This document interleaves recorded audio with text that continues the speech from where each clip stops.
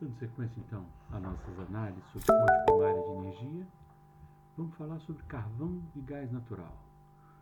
Na aula passada falamos sobre o petróleo, e agora, como a gente já sabe a sequência, né, dos dados, né, quais são os dados que vamos falar, né, consumo, produção, preço, reserva, vamos juntar os dois combustíveis, né, dois combustíveis super importantes, carvão e gás natural, para encerrar esse conjunto dos combustíveis fósseis. Para começar, a gente mostra de novo, né, a distribuição de cada um dos consumos, né, a participação de cada um dos combustíveis na nossa matriz de energia primária. E a gente observa, né, a enorme participação do carvão, que somado com o gás natural dá mais do que 50% do consumo de energia primária no mundo. Né? A gente já frisou bastante isso, né, a importância dos combustíveis fósseis, né, e agora vamos tratar desses dois, gás natural e carvão. A gente começa sempre mostrando a evolução mantendo a unidade do hexajoule, a evolução do consumo de carvão e gás natural no mundo. Uma coisa interessante que a gente observa é que são curvas bastante diferentes, né? E são curvas que lá em 1965 o consumo de carvão era da ordem de 3 vezes o consumo de gás natural. Mais importante do que isso, me parece, é que a característica do crescimento do consumo do carvão é bastante diferente da característica de consumo do gás natural. O carvão, lá nos anos 90, já teve uma grande estabilização, né, do seu consumo, que em sequência tivemos um crescimento exponencial. A gente vai ver, quando analisar país a país, né, que o mais importante nesse crescimento, nessa volta de crescimento do carvão, está a China, né, o consumo da China, e volta a ter uma certa estabilização nos últimos 10 anos, em torno de 160 hexajoule do consumo de carvão no mundo. Já a participação do gás natural, né, ela é bastante mais uniforme, né, a taxa de crescimento bastante mais uniforme, e a taxa de crescimento ela é superior à taxa de crescimento da evolução das energias primárias, o que mostra, o que aponta, né, que o gás natural, com muita probabilidade, vai continuar crescendo, né, a sua participação naquela pizza, né, da distribuição dos combustíveis vai continuar crescendo.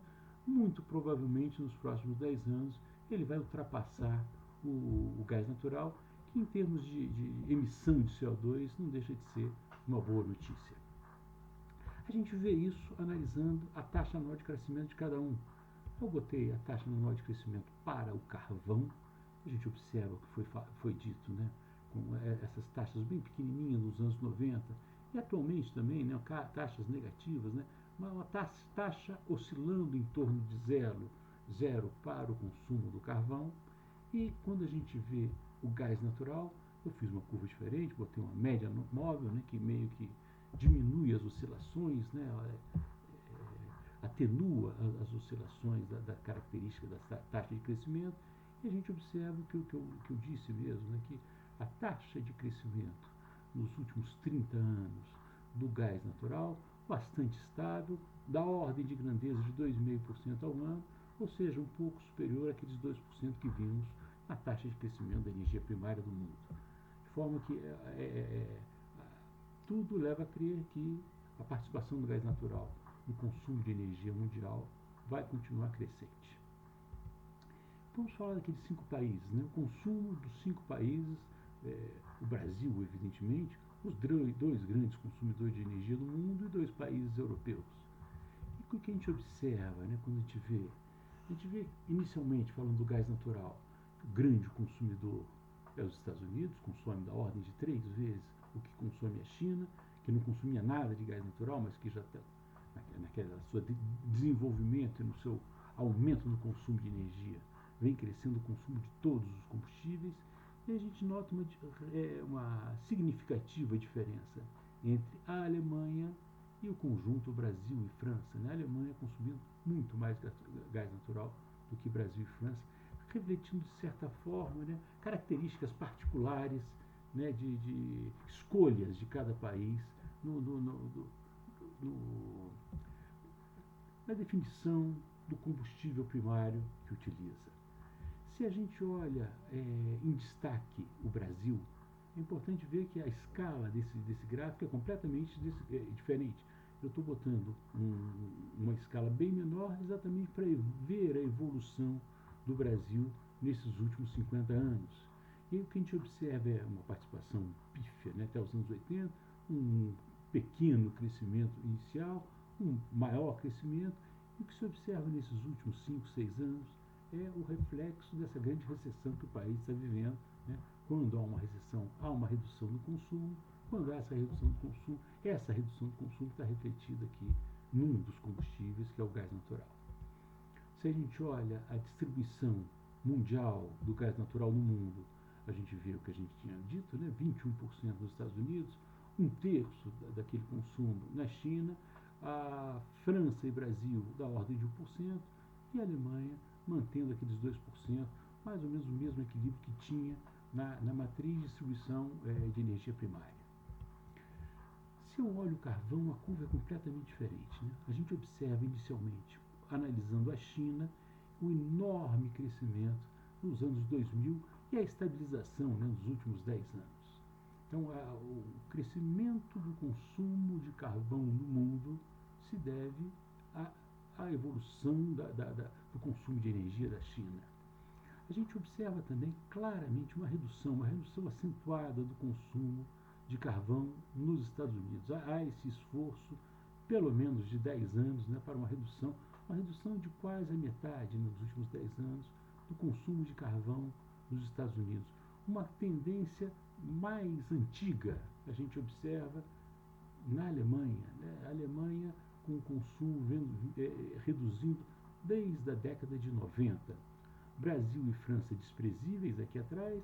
Se a gente dá um destaque no Brasil, a gente vê que a escala não chega nem a 1 hexajoule, né?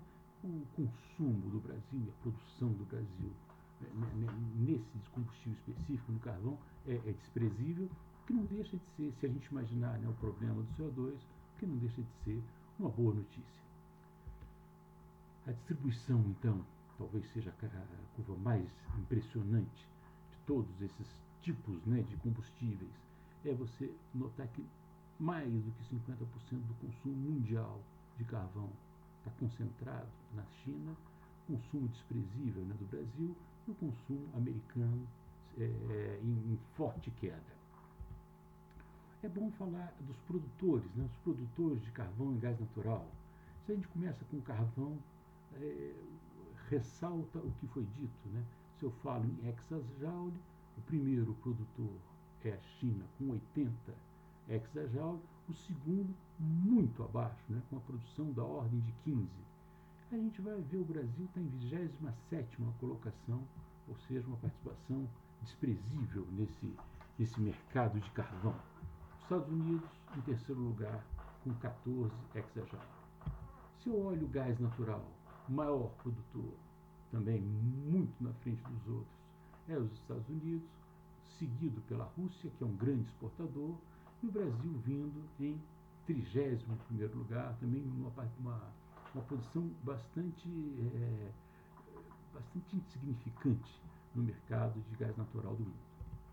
E se eu fizer análise de produção e consumo juntos, a gente observa que, para o carvão, a China, além de ser o maior produtor, ela ainda consome mais do que produz, e, portanto, ela é uma importadora de carvão. A Indonésia, uma grande exportadora. Os Estados Unidos já passa a ser um exportador, né? Está diminuindo o seu consumo de forma que eu começo a exportar carvão. A Austrália sendo uma exportadora e a Índia uma grande consumidora. Se eu olho para o gás natural, a figura se muda um pouquinho. A gente vê que o consumo dos Estados Unidos, né, que a gente já tinha visto, da ordem de 30 hexajoule, é uma produção enorme, uma pequena exportação. Já a Rússia, o segundo maior produtor, com um consumo de 2/3 da sua produção, 1/3 da sua produção exportada, na sua maioria, para a Europa Ocidental através dos gasodutos. A gente mostra também que a Austrália e Noruega são grandes exportadores de gás natural. A gente consegue ver nessa tabela. Se eu pego e destaco, né, os 4 países mais importantes, tanto no carvão quanto no gás natural, a gente mostra, né, característica de produção do carvão na China, em milhões de toneladas. Mudei a unidade para dar a unidade com que o preço do carvão é tratado, a Rússia lá embaixo e a queda que a gente já tinha notado na produção dos Estados Unidos. No gás natural, a característica é diferente. A gente observa que, acompanhando a revolução do shale oil dos Estados Unidos, né, o gás natural associado a essa produção de petróleo aparece aqui, né, um grande produtor de petróleo. China e Austrália vindo bastante atrás, mas todos com um crescimento na sua produção. E o gás natural também agora em milhões, bilhões de metros cúbicos. Essas coisas todas, né? O tempo todo a gente tem que estar atento para a questão das conversões, né? Quando eu falo de petróleo, eu falo de barril; quando eu falo de carvão, eu falo de tonelada, observando que carvão tem uma diferença grande na qualidade do carvão, né? Uma tonelada de carvão de boa qualidade tem 25 petajoules, uma tonelada de carvão de menor qualidade tem 10, então é uma diferença muito grande na quantidade de energia. E gás natural é medido em gigametros cúbicos, né, em volume de gás natural. Se eu quiser falar do preço, né, a gente observa que, ao contrário do petróleo, né, que a gente tem um número que define o preço do barril do petróleo, quando a gente fala do carvão, da tonelada do carvão, a gente tem um preço regional muito importante, né? E a gente observa que, na questão do carvão, os Estados Unidos está sempre um pouco abaixo, mas há um comportamento mais ou menos equilibrado no mundo inteiro. Se a gente olha o gás natural, há uma certa diferença. Quando começa o aumento da produção nos Estados Unidos, a gente vê que o preço dos Estados Unidos e Canadá se descola do preço no resto do mundo, sendo bastante reduzido, da ordem, né, de $2 por milhão de PTU. Então, o preço do gás natural está bastante competitivo na América do Norte. Para terminar, vamos falar das reservas. O que é impressionante na reserva de carvão é que, se eu considerar a média do mundo, nós temos carvão ainda para os próximos 132 anos. Se a gente olhar os Estados Unidos, né, parece que os Estados Unidos tem carvão, tem uma barbaridade de carvão, né, e como está reduzindo a sua produção, ele ainda, com a relação de 2009, ele tem carvão para os próximos 390 anos. Para o gás natural, eu botei uma evolução no tempo, mais ou menos para deixar claro que, parecido com o petróleo, as reservas de gás natural em terametros cúbicos têm aumentado com o tempo, e a relação entre as reservas para a produção está na ordem de 50 anos, como para o petróleo. Era isso que eu queria dizer nessa aula. Eu agradeço a atenção. Até a próxima.